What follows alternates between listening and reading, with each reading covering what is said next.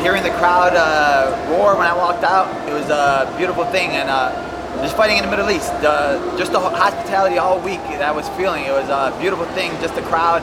Went to the mall at open workouts. I wasn't on open workouts, but just seeing the crowd, everybody walking up to me, wanting pictures.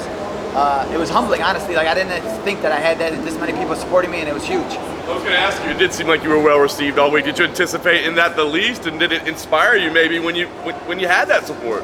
Honestly, yeah, it inspired me a lot more. It showed me that I'm on a bigger stage than I thought I was at first. You know, it's a huge thing out there, and I have a voice, so I want to be able to start using that more now. And I feel like I'm starting to become a household name where a lot more people all around the world are going to start realizing who I am. You're in there against a tough guy tonight. Give me a thought about your actual performance in there. It was okay. It was. I felt like I almost finished him earlier. I knew he was going to be a tough guy. Came from a tough camp.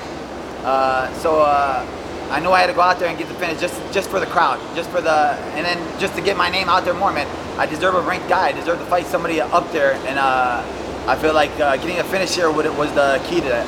How was the heat under the lights once you're like actually underneath it? It was hot, man. But the first guy that fought, he was in our locker room and he came back and he said, "Oh man, it's steaming hot down there. I drained all my energy, so be careful." So then we were like, "Oh crap!" It got me scared a little bit in my own head. So we turned off the air conditioners in the locker room. We were like, "All right, we'll warm up with the heat on." We didn't do that much of a warm up. We kept it a little slower so we could save the energy for the cage. After the first round was okay. The second round he started draining a little bit, but then hearing that crowd, that gave me the energy, the second boost that I needed, and I knew I was going to be able to get that finish in the third. This is the first submission on your record. Did you think that was going to be the outcome? Was that something that you were looking for?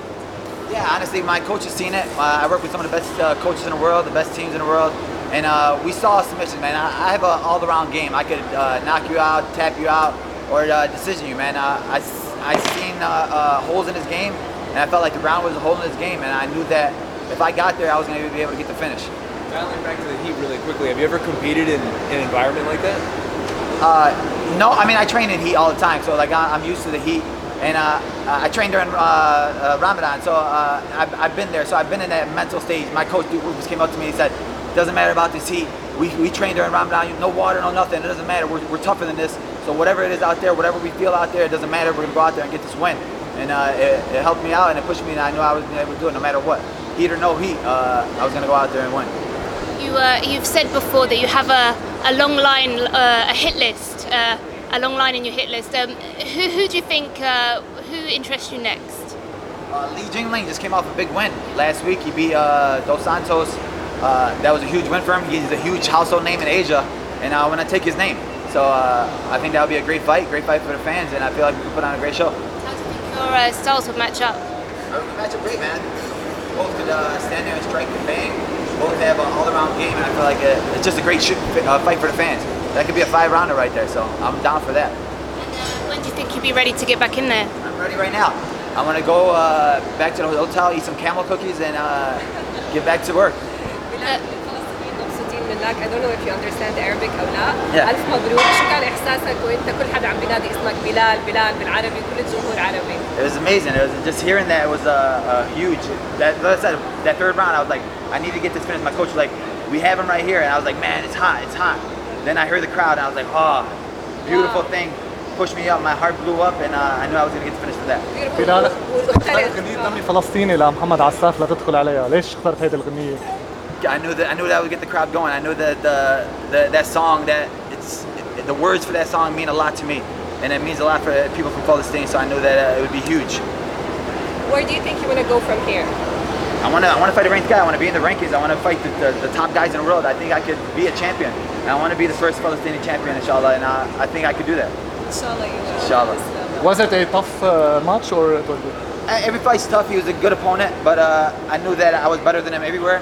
And I knew I just had to get the finish, and then so I could get better opponents. Can you tell us about the prank you played on Paul Felder just ahead of the fight? Was that you that played the prank you played on Paul Felder? It was amazing. Can you talk us through that there? And did he fall for it? Because it was hard to tell. The video kind of cut out at the end.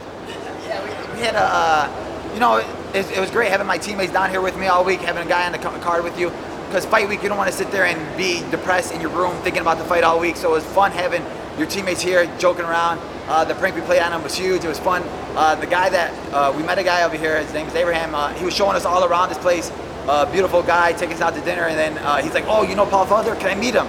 I was like, yeah, sure, man. We'll go up there and meet him. But right when we got out the room, me and Jared Gordon were like, hey, we're gonna tell him you're a prince, and you have to kiss his, and he has to kiss your hand. No, please. No, I don't want to do that, please. I was like, dude, just do it. He's like, brother, no, please. He's gonna hit me. I was like, dude, we're gonna go in there. We're gonna do it. We went in the room and we told him, and then Paul's like, really? And then I was like, yeah. And he's like, okay. And then he was gonna do it. But then I felt bad. I was like, oh no, we're just joking around. It would have been funny. Everybody's telling us we should have pulled the trigger too early, but I felt bad because the guy was so scared. I was like, man, I feel bad for this guy. He's just a fan. بلال لمين بتهدي هيدا الفوز؟ لمين بتهدي هيدا الفوز؟ My coaches, my team, Rufus Sport, Daniel Weinerle. We've been working on that choke for literally last 5 fights. They tell me don't force the finish. It's gonna come to you if you just relax. Stop trying to force it. I'll get mad every time I win by decision, but I knew it would come. It's all gonna come to me in time. As I know, you will get a bonus because you won.